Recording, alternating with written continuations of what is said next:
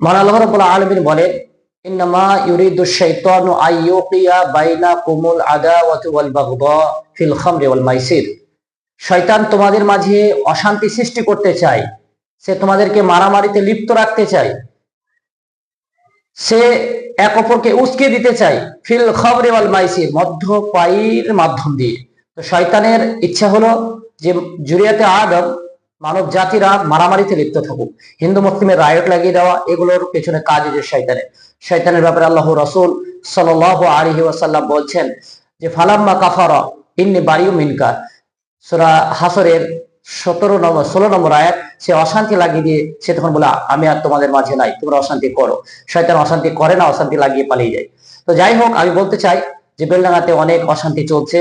আমি ভাইদের উদ্দেশ্যে বলবো যে আপনারা এই সমস্ত অশান্তি নিয়ে নিজেকে নষ্ট করিয়েন না। পুরো ভিডিওটা সন্ধ্যার সময় পাবেন।